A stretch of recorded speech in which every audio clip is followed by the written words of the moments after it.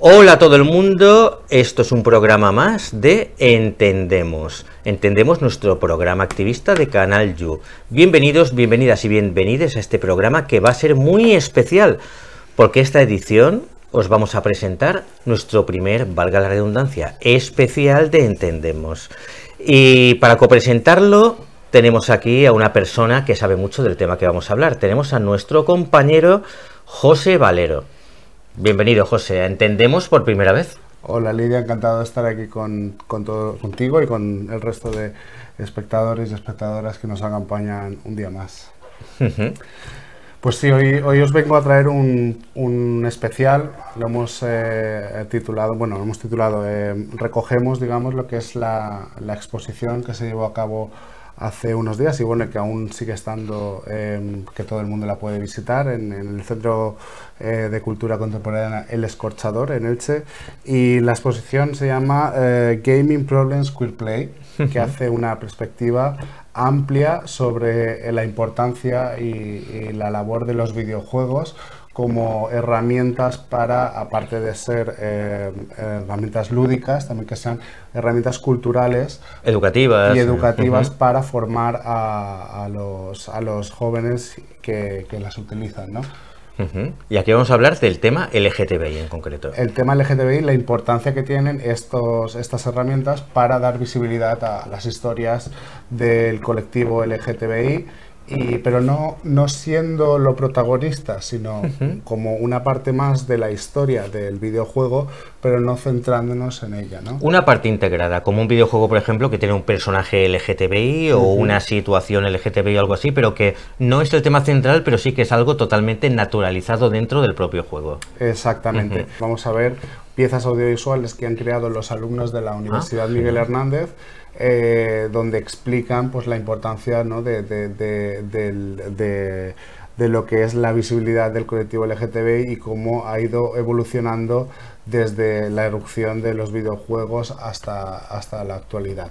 Es un panorama histórico, vamos, se da un repaso a cómo ha evolucionado el tema de los videojuegos en estos últimos años. Exacto. Pues me parece algo interesantísimo. Es muy interesante, es la segunda vez que se lleva a cabo esta exposición. La primera se hizo en Valencia y la segunda edición la han realizado en Elche. La Universidad Miguel Hernández. La Universidad Miguel Hernández es la que la ha promovido. La ha acogido. La ha acogido y la está moviendo, y la verdad es que cada vez más estamos viendo historias LGTBI reflejadas en contenidos. Integración, diversidad, pues lo que decíamos antes, inclusión. Lo mismo, inclusión, personajes LGTBI, historias LGTBI, situaciones LGTBI, y todo ello naturalizado dentro de las propias historias que se cuentan. Correcto.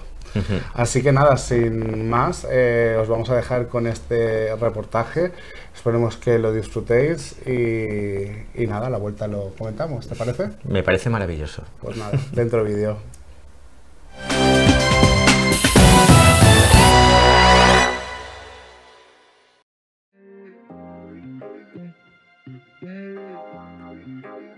Más allá de los mismos juegos que sacan las grandes empresas llenos de clichés, se encuentra una corriente de juegos con mecánicas rompedoras y originales, los juegos indie. Pero primero, antes de ir al grano, seguro que te estás preguntando, ¿qué es un juego indie? Entendemos como juego indie aquel en el que su creación es diferente a los juegos más comerciales. Destaca por estar creado generalmente por un estudio pequeño o incluso una sola persona y por contar con un presupuesto limitado. Ahora que ya sabes lo que es un juego indie, adentrémonos en la queer scene dentro de los indies. Esta se diferencia por alejarse de los estereotipos de la industria mainstream y por crear nuevas formas de representación LGTBI+. También destacan por romper las mecánicas de juego tradicionales y en ocasiones por caracterizarse teniendo una estética retorcida. Los comienzos de la queer scene no fueron un camino de rosas. El miedo a las duras críticas de la sociedad del momento hizo que no tuviera la fuerza y el apoyo que está teniendo hoy día. ¿Por qué ha crecido tanto en la actualidad? Por Internet y las redes sociales, que han hecho más sencillo la creación de comunidades en las que desarrollar y exponer estos juegos de manera segura. Páginas como La Madriguera o Queer Games Bundle destacan por la difusión de estos juegos. El juego que mejor representa estas cualidades es Dysphoria, creado por Anna Anthropy. Es una colección de minijuegos que se basan en transmitir la impotencia y las dificultades que tiene en su día a día la autora al no ser aceptada como mujer. Junto a sus mecánicas simples, rápidas y fáciles de comprender, permite vivir en primera persona el proceso de transición de género. Su creadora, Anna Anthropy, también conocida como Auntie Pixelante, es una diseñadora transexual de videojuegos estadounidense. En 2012, Anthropy publica Rise of the Video Games Scenesters, un manifiesto que, a través de la historia de la evolución del desarrollo de videojuegos y de su propia experiencia como productora y usuaria de videojuegos, realiza un llamamiento a la utilización del videojuego como una herramienta de expresión. Algo más actual es Boy Freight Dungeon de Kid Fox Games, un híbrido entre simulador de citas con hack and slash. Hack and slash o hack and slay se refiere a un tipo de género de videojuego que enfatiza el combate cuerpo a cuerpo. En este nos convertiremos en un aventurero que se dedica a buscar fortuna en mazmorras en las cuales podremos intentar mantener una relación romántica con nuestras armas. Sí, nuestras armas se transforman en apuestos hombres con los que puedes intentar tener una relación. Pero no en todos los juegos se gana, como puede ser el caso de My Nikki de Matty Bryce. Es un videojuego en el que se adopta el papel de una mujer trans racializada que se enfrenta día a día a la misma situación: quedar para tomar café con una amiga en un bar situado al otro lado de la calle. Las elecciones que realiza el jugador durante el día parecen ser inútiles, ya que no hay forma de ganar el juego, no hay ninguna combinación de opciones que conduzcan a un final feliz, sino que cada partida termina igual. Un juego que nos llega más de cerca y representa el movimiento de los videojuegos queer es The Phobos y Deimos, creado por Alexander Rodríguez, que se vende como el primer videojuego sobre el bullying LGTBI fóbico. Utiliza mecánicas, combates y entornos de un juego de rol clásico de ambientación medieval para suavizar toda esa carga didáctica y hacerlo más atractivo para los usuarios adolescentes. No os creáis que todos los juegos queer son tan inclusivos y reivindicativos. Para terminar, tenemos el mal ejemplo de Coming Out on Top de Obscurasoft. Es un simulador de citas gays en el que el jugador se pondrá en la piel de un atractivo hombre estadounidense blanco, de clase media y homosexual que decide salir del armario en busca de relaciones sexuales. Lo que ha hecho que este juego sea un mal ejemplo es la escasez de personajes femeninos, que cuando aparecen suelen ser demasiado perfectos, y por otro lado la representación normativa de los cuerpos de los personajes masculinos, en donde lo único que podemos cambiar es la cantidad de barba y vello corporal. Con todo, estos juegos, a veces considerados como serious games, son tildados por un sector de críticos y jugadores como no juego, más preocupados de expresar un mensaje que de crear un juego completo como sí hacen los juegos AAA. Aún queda camino por delante y la queer scene tiene cosas que mejorar, como puede ser que haya una mayor variedad de representación LGTBI+, además del propio hecho de que los juegos queer son vigilados más de cerca que otros títulos de mayor relevancia, creando complicaciones a los desarrolladores de este tipo de juegos. Pero, como hemos expuesto y se ha podido comprobar, los indies de la escena queer están saliendo a relucir, consiguiendo poco a poco el reconocimiento y la aceptación que tanto han buscado desde sus comienzos.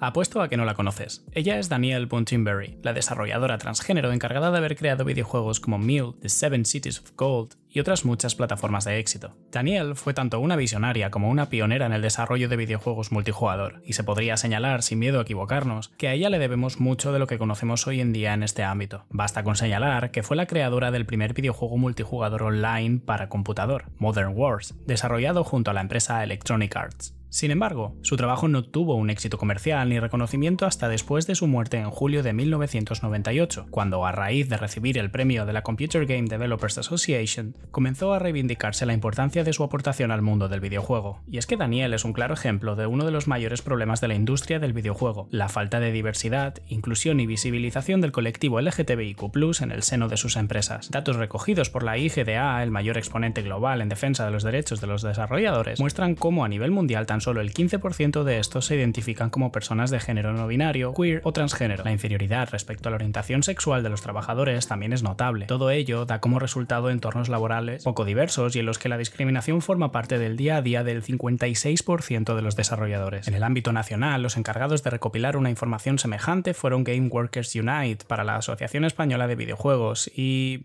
no sé si lo estáis viendo, pero la diferencia es notable. Por ello se hace aún más necesario hablar de caras conocidas dentro de la industria AAA del videojuego y reivindicar las personas que han decidido dar un paso adelante en cuestiones de inclusividad y diversidad, como son el caso de Drew Karpyshyn, escritor jefe de Star Wars Caballeros de la Antigua República y de los juegos de la saga Mass Effect, o Tim Kaine. Timothy Kaine es el creador y el desarrollador jefe del famoso Fallout. Kaine ha hablado en numerosas charlas, eventos y ocasiones de su experiencia y los problemas como desarrollador de grandes títulos derivados de su relación con con sus compañeros por algo tan ridículo como lo es su orientación sexual. Ahora, si hay que hablar de grandes exponentes, no nos podemos olvidar de David Gaider. David es el guionista principal de la serie de videojuegos Dragon Age y ha sido uno de los primeros en hablar abiertamente acerca de ser gay y escritor de videojuegos. Desde sus inicios como escritor en BioWare, Gaider ha participado principalmente en lo que, según sus palabras, es algo típico de los videojuegos de la compañía, los romances, aunque no es hasta Jade Empire que el autor se preguntó: espera, ¿puedo incluir relaciones no heterosexuales en un videojuego? Así nacería la icónica saga Dragon Age y la inclusión de romances entre personajes bisexuales. Y es en este punto donde más ha hablado el autor, porque esta inclusión se realizó en parte por motivos de ventas, pues eran personajes construidos sin mucha personalidad, producto de lo que les gustaría a los fans. Al final, David acabó abandonando el estudio para emprender su propio proyecto, Summerfall Studios. Además, continúa hablando y ayudando mucho a la comunidad LGTBIQ+ desde sus redes sociales. Otra figura importante dentro de las grandes producciones es Rebecca Heinemann, mujer transgénero con una larga trayectoria dentro de compañías como Interplay o Contraband Entertainment. Rebecca ha mencionado siempre el miedo que tuvo a abrirse a sus compañeros por las actitudes transfobas y homófobas que presenciaba. No sería hasta 2003, trabajando en Electronic Arts, cuando decidió salir a la luz porque era la primera vez que se sentía segura, lo cual, dentro de lo que cabe, habla bastante bien de la compañía. Se podría resumir que la situación de la industria y de las empresas que desarrollan juegos AAA ha mejorado en las últimas décadas en lo que respecta al colectivo LGTBIQ+, y aunque aún quede mucho camino por recorrer, este no es un problema que se produzca únicamente en las grandes compañías. Ellen McGrody y Tyler Wasvik, ex empleados de una empresa de medio presupuesto como Midboss, hicieron públicos la poca remuneración, el acoso sexual y los malos tratos a los que el director y fundador de la compañía, Matt Cohn, acostumbraba a realizar a la mayoría de sus empleadas. Estos son solo algunos pequeños fragmentos, dejando claro que no solo ocurre en grandes medios, sino que estas situaciones se dan por cualquier contexto y tipo de empresa. Ocultos por temor al acoso, discriminados en sus propios trabajos o coartados en ambientes que reprimen sus libertades creativas. Esta es la realidad que tienen que afrontar muchas de estas personas. Por ello, es habitual que la mayoría opte por marcharse de sus empresas e incluso abandonar definitivamente el campo de los videojuegos. Lo hemos visto en ejemplos muy nocivos como el de Blizzard o el de Midboss, aunque también estamos comprobando cómo empresas de gran calibre como BioWare han dado un salto valiente hacia adelante para ir abriendo el campo en este entorno. Sin embargo, un gran número de desarrolladores y desarrolladoras ha decidido llevar un camino diferente, ya sea para poder emprender proyectos personales o en grupos reducidos, o para poder dejar volar su creatividad. Lo conocido como indie se ha convertido en la cuna de lo queer, permitiendo que los creadores dejen fluir todo su potencial y jueguen con mecánicas y estéticas que en otros lugares no podrían.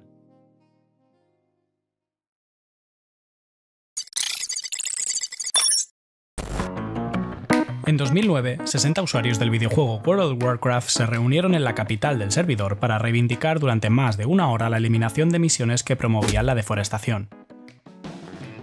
La razón de que los usuarios protestasen se debe a que sus avatares eran druidas restauradores, los cuales se diferenciaban del resto por su habilidad de convertirse en Ents, cuya naturaleza yacía en el cuidado de los bosques. La característica identitaria de los druidas provocó que las personas jugadoras actuaran acorde al papel de estos en el juego, revelando la importancia de la identificación que tienen algunos usuarios y usuarias con su avatar favorito. Algo así como pasar de concebir la experiencia del juego como una realidad propia, aunque esta ocurra en la virtualidad. Los videojuegos online, en general, suelen contar con un aparato de personalización del personaje, donde cada uno tiene la oportunidad de crear representaciones de su propio yo. Pero esto no siempre ha sido así. Precisamente, en World of Warcraft los géneros estaban claramente definidos. Los personajes masculinos y femeninos seguían estereotipos marcados por una visión heterosexual. Por ello, muchos usuarios comenzaron a reunirse en espacios externos del juego, como blogs y redes sociales, para crear ilustraciones, fanarts e historias ficticias del juego acorde a sus identidades sexuales. En 2006, un usuario americano llegó a crear la Hermandad LGTBIQ+, con el objetivo de reunir a los jugadores de World of Warcraft que pertenecieran al colectivo. Blizzard, al enterarse de lo ocurrido, se encargó de eliminar la hermandad argumentando que era discriminatoria. Es muy importante que nos familiaricemos con una palabra como gamer, ya que ha sido clave en la configuración de comunidades LGTBIQ+ dentro de los videojuegos. El término gamer nació de los foros de internet por la conjunción de palabras gay y gamer. Con el paso de los años fue ganando popularidad hasta llegar a institucionalizarse entre las personas usuarias. La etiqueta gamer se crea con el objetivo de desligarse de la visión cis-hetero que se tenía de los gamers sin Y, y a su vez enviar el mensaje de que existe una comunidad dentro de los videojuegos que también merece su espacio. Muchos de los que escuchan esta palabra por primera vez no saben muy bien todo lo que engloba, Y es que cualquier persona del colectivo, si quiere, puede identificarse con ella. Tras la aparición de las redes sociales, muchos miembros del colectivo LGTBIQ+ encontraron la manera de juntarse en espacios seguros donde poder compartir su pasión por los videojuegos y sentir que no estaban solos. Espacios que permiten a sus miembros autodenominarse como gamers sin miedo a ser rechazados o discriminados. Los primeros intentos de crear comunidades gamers en Internet fueron a través de los blogs, como ya hemos visto en el ejemplo de World of Warcraft. Sin embargo, las redes sociales están en continua evolución y los gamers han ido encontrando más facilidades a la hora de organizarse en otras plataformas. La aparición de los primeros youtubers hizo que muchos consumidores de videojuegos comenzaran a usar esta plataforma de vídeo de manera más asidua, dejando atrás a aquel YouTube al que solo acudías en busca de caídas graciosas. Esto significó que surgieran grandes figuras dentro de esta plataforma pertenecientes al colectivo LGTBIQ+, y empezaron a crearse comunidades alrededor de ellos. Lo mismo está ocurriendo hoy en día en Twitch, donde también se han creado comunidades inclusivas que normalmente se extienden también a Discord, permitiendo una mayor cercanía entre sus miembros. Cada vez, y en parte gracias a las redes sociales, resulta más sencillo encontrar comunidades LGTBIQ+ dentro de los videojuegos y cada vez son más los gamers que se reúnen para reivindicar un medio libre de actitudes discriminatorias. La preocupación por crear comunidades sanas ha crecido de forma exponencial. Y esto no solo está ocurriendo dentro de los videojuegos. En el cine, por ejemplo, dentro de la comunidad de seguidores de Marvel, el colectivo LGTBIQ+ está haciéndose eco de la existencia de muchos personajes que se identifican como miembros del colectivo, algo que también ocurre en sus cómics y series. Y es que no podemos concebir a estos medios, ni mucho menos a los videojuegos, sin su carácter social y sin sus intereses por crear comunidad. De la misma manera que se ha luchado por los derechos de inclusividad y visibilidad en la calle, en el deporte o en la política, se debe hacer también en los medios culturales, y en especial en los videojuegos, donde todavía queda mucho por hacer.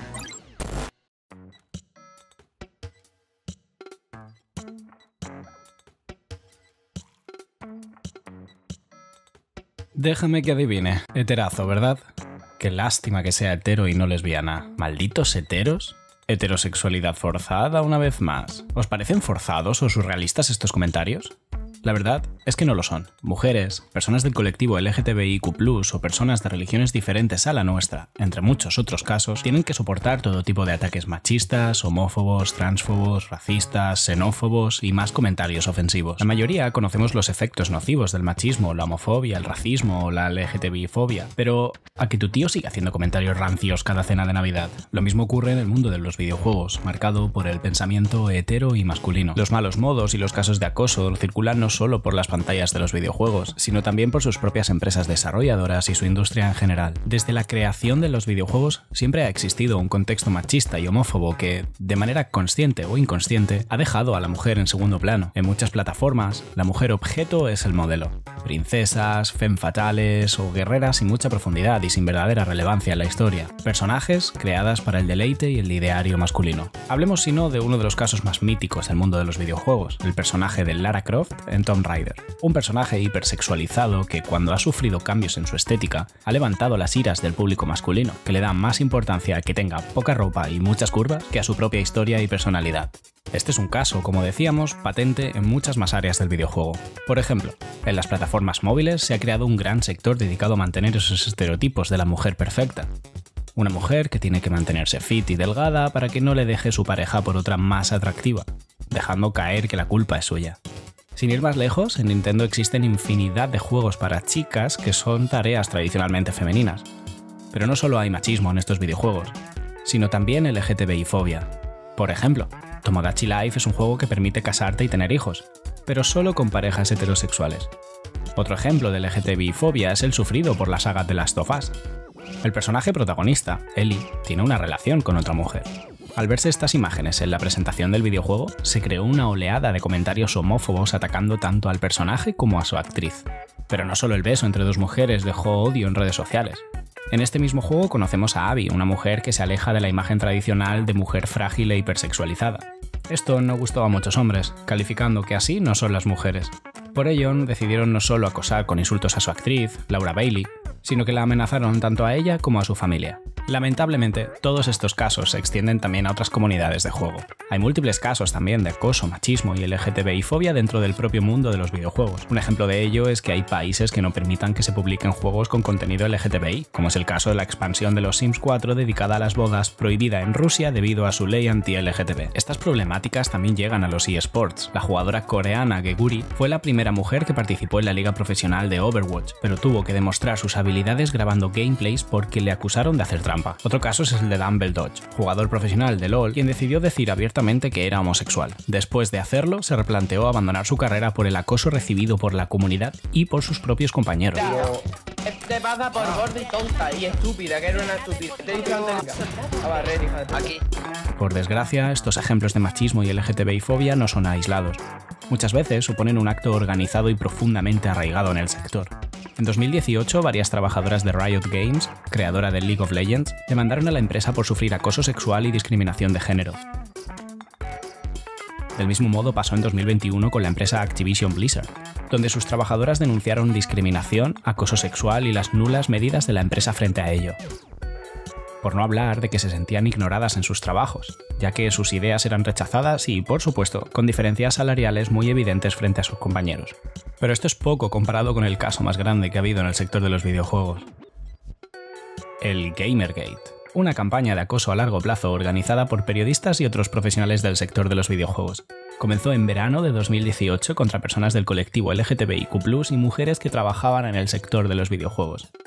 Personas como Zoe Quinn, Brianna Wu, Anita Sarkeesian, Jane Frank o Phil Fish estuvieron en el punto de mira. Desarrolladoras, diseñadoras, periodistas, da igual, todas fueron víctimas de acoso por parte de hombres que, tras el anonimato, les insultaron y amenazaron hasta el punto de que algunas de ellas tuvieron que cambiar de domicilio. Estos hombres aprovechaban el anonimato para, bajo el nombre del Gamergate, expresar sus pensamientos misóginos y reivindicar que los videojuegos no son un espacio para mujeres. Esta discriminación hacia las mujeres y el colectivo LGTBIQ+, viene dada porque los videojuegos han sido un espacio tradicionalmente dominado por hombres blancos heterosexuales, y han reaccionado de esta forma cuando han visto su espacio invadido. Esto solo es una muestra más de la masculinidad hegemónica de la sociedad en la que vivimos y que ha normalizado este discurso.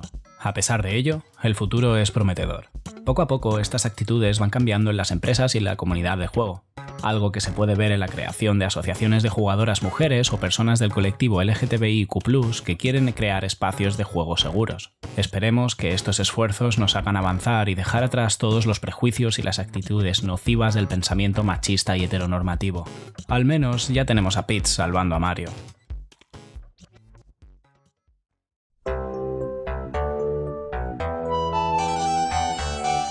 ¿Conocéis a Poison y Roxy del videojuego Final Fight? Cuenta la leyenda que, tras la publicación del juego en 1989, uno de los testers dijo que no estaba cómodo pegando a mujeres, a lo que el creador del juego le contestó que en su juego no había ninguna mujer, y que Poison y Roxy eran travestis. Y no, aunque parezca un hecho adelantado a su tiempo, tristemente no se trata de una acción de inclusividad, sino de una artimaña para evitar ser tachados de misóginos por pegar a las mujeres, porque lo cierto es que en aquellos primeros años del videojuego, la representación LGTBIQ+ era prácticamente inexistente. En los albores de la historia del juego digital, la cuestión LGTBIQ+ brillaba por su ausencia. No fue hasta 1986 cuando se presentó por primera vez un personaje homosexual dentro de un videojuego de las grandes industrias mainstream. Y se trata de Vivienne Pentrith, del título Moon Mist. En el juego, Vivienne era una villana, y se describía como una artista femenina criminal que estaba celosa de que su novia se casara con un hombre. Pero quizás dentro de esta década el hito más importante fue el caso de Birdo, personaje de Super Mario Bros. 2, que se caracteriza por ser un hombre o una criatura que se cree mujer, lo que se traduce en este siglo como que es un personaje transgénero. Por desgracia, este hecho solo se mantuvo en Japón, pues en las versiones de Europa y Estados Unidos ese carácter se censuró y se presentó al personaje como la novia de Yoshi. Es en los años 90 cuando las grandes compañías de juego van a hacer aparecer figuras del colectivo más asiduamente, aunque no siempre de la forma que debería. En esta época abundan los estereotipos y las ridiculizaciones hacia estas minorías. Esto lo podemos observar entre otros casos en videojuegos como Simon the Sorcerer, Day of the Tentacle y Drácula Unleashed de 1993 o Ash de Streets of Rage 2. En un caso paradigmático como Day of the Tentacle, observamos una clara parodia a los hombres gays que se manifiesta a través de un personaje masculino vestido de bailarina. Este participa en concursos de belleza y además tiene una personalidad algo chillona y débil. Y llegamos al siglo XXI. Poco a poco, Se incluyen más narrativas y personajes afines a la cuestión, y se van desligando esos estereotipos mencionados anteriormente, dejando atrás a ese arquetipo del gay afeminado o la lesbiana masculina. Grandes títulos como Assassin's Creed, Overwatch o The Last of Us, entre otros, son ejemplo de ello. En la actualidad ya encontramos títulos con historias de amor homosexual, de elección libre del género y sexualidad de los personajes, y rupturas completas de estereotipos de comportamiento en nuestros protagonistas. Aunque no nos engañemos, a pesar de encontrar grandes avances en esta nueva etapa de la historia, todavía queda un largo trecho por recorrer. Porque realmente ¿hasta qué punto esto se debe a la normalización y tolerancia de las personas jugadoras o de aquellas que desarrollan los juegos? ¿Hay otros factores por los cuales esa visibilidad se haya incrementado en la actualidad? No podemos obviar que todas estas acciones de inclusividad y diversidad también responden a cuestiones de marketing en las que las empresas desarrolladoras también obtienen beneficios. Una de estas técnicas de marketing que se ha puesto de moda es el queerbaiting, que consiste en promocionar la inclusión de personajes o tramas del colectivo en productos culturales para ofrecer una visión abierta y tolerante. Aunque lo cierto es que en la mayoría de ocasiones no profundizan en esa representación o simplemente pasan por encima de temas queer que verdaderamente nunca llegan a ocurrir en la pantalla. Con ello, lo que persiguen las empresas es conseguir atraer al público LGTBIQ+, sin perder a un público más conservador. Del mismo modo, podemos citar otro fenómeno importante de marketing como el rainbow washing, práctica que realizan las grandes empresas durante el mes del orgullo para aumentar las ventas. Tiñen sus logos y espacios con los colores de la bandera arcoíris con el fin de parecer más diversos e inclusivos, pero lo cierto es que su discurso cae muchas veces en una superficialidad que denota sus estrategias económicas. Si recapitulamos, observaremos cómo, en los principios del videojuego, las grandes compañías cada vez que añadían algún personaje a sus videojuegos perteneciente a la comunidad, siempre lo hacían desde la burla o desde el estereotipo que, al fin y al cabo, acababa censurado, como es el caso de Birdo.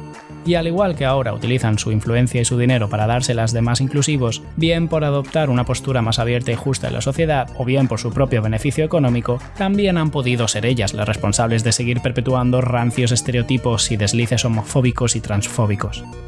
A pesar de todo, al final hay que quedarse con lo bueno, y es que las empresas cada día realizan acciones de inclusividad menos forzadas, y el público, en general, cada vez es más tolerante.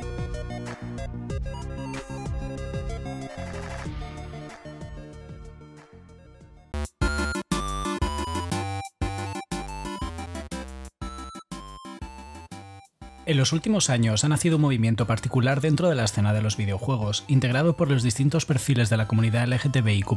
La visibilidad de esta comunidad LGTBIQ+ en el entorno digital todavía está lejos de conseguir la repercusión que tienen otros medios culturales actuales. Sin embargo, el crecimiento de este movimiento en el sector del videojuego, tanto en lo que atañe a las personas jugadoras como a las creadoras, tiene una tendencia progresiva. En los últimos años, los desarrolladores y desarrolladoras de videojuegos han incorporado personajes, referencias y narrativas queer en muchos de sus productos.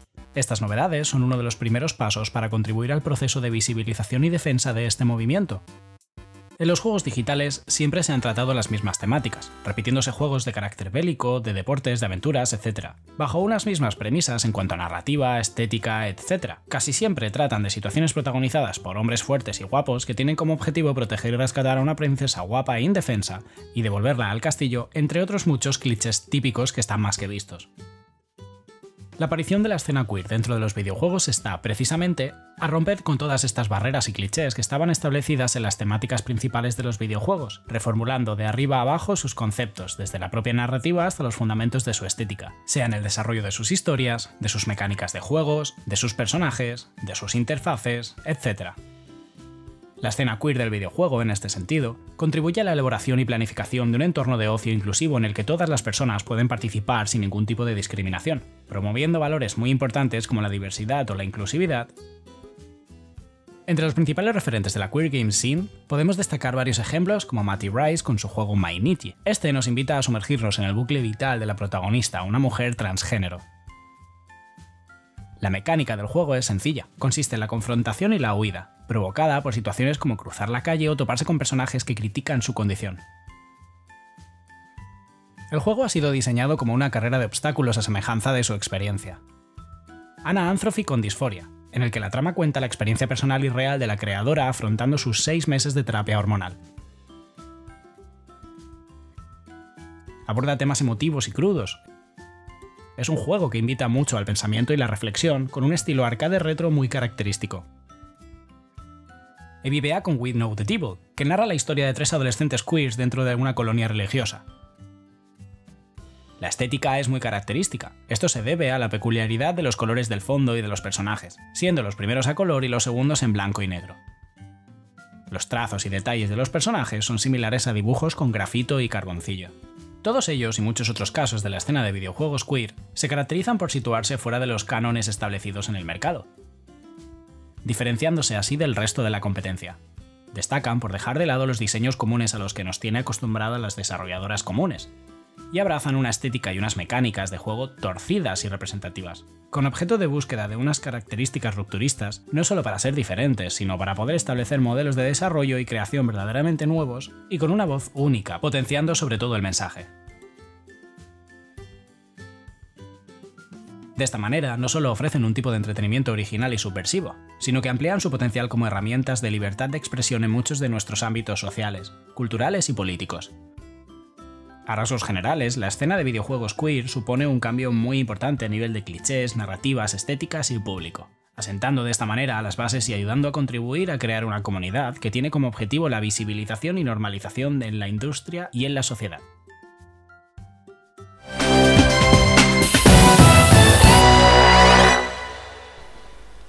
Bien, bueno, yo estoy apabullada, no sé qué os habrá parecido.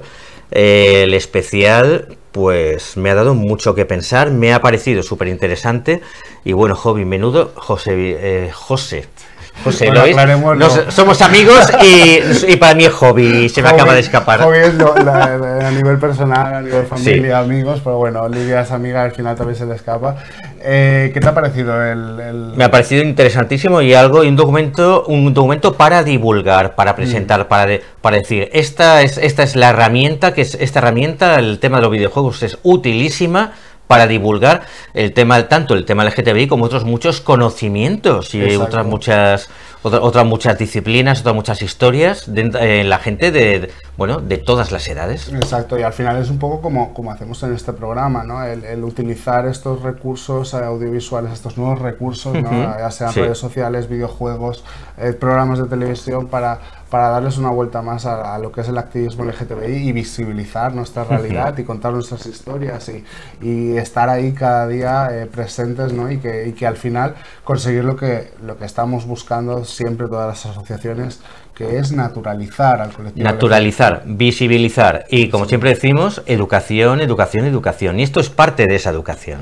Esto es parte fundamental de la educación porque al final la educación versa en el colegio, en los institutos, pero luego hay también muchas horas en las cuales los jóvenes pues tienen mucho tiempo libre, mucho ocio y que el ocio de ellos y de ellas forme parte el videojuego y la cultura de los videojuegos, ¿no?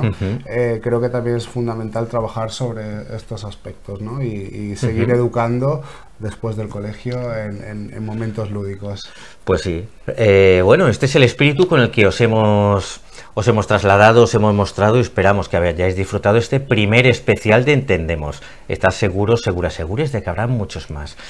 José, Hobby, muchísimas gracias por estar aquí por primera vez, porque no será la última, espero. Yo suelo estar detrás de las cámaras, pero sí que es verdad que este tema era como que me apetecía presentarlo y al final, porque siempre estoy rodeado de contenidos audiovisuales y los videojuegos y todo el tema de la cultura queer y tal, me parece muy interesante, así que yo encantadísimo de cruzar esta línea de las cámaras y ponerme delante para transmitirle a todos los espectadores que nos ven y espectadoras pues este contenido. Así que muchísimas gracias, Lidia, y nada, y nos vemos pronto. Muchísimas gracias a ti, muchísimas gracias a vosotros, vosotras y vosotros por estar siempre aquí.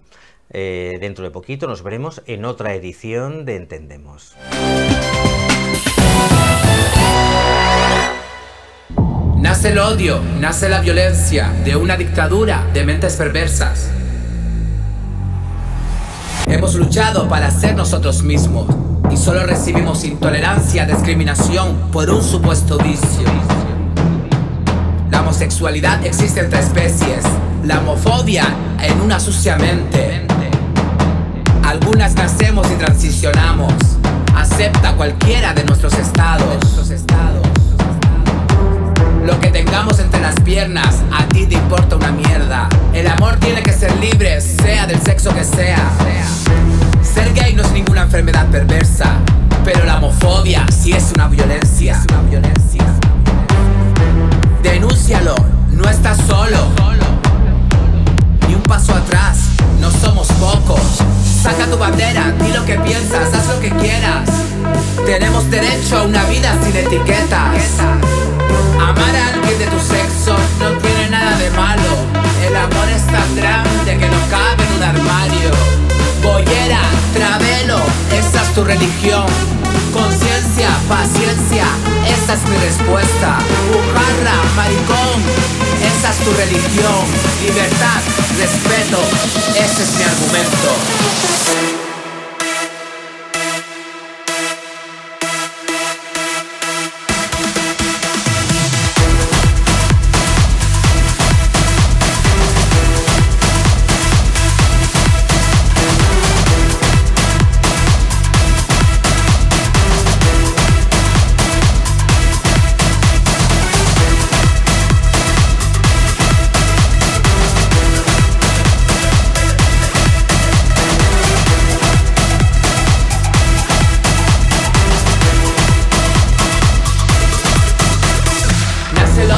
Nace la violencia de una sociedad perversa.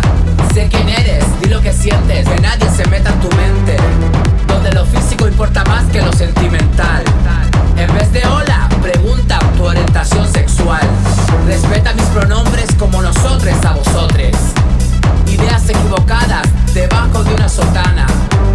Adolescencia castigada por una niñez amanerada. Vacúnate de la información, el VIH no lo contagia un maricón. Denúncialo, no estás solo, ni un paso atrás. Saca tu bandera, di lo que piensas, haz lo que quieras.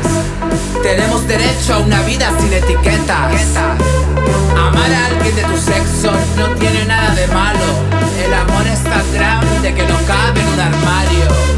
Saca tu bandera, di lo que piensas, haz lo que quieras. Tenemos derecho a una vida sin etiquetas.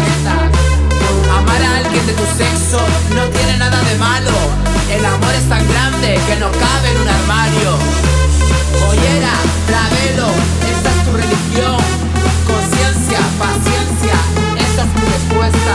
Bujarra, maricón, esa es tu religión.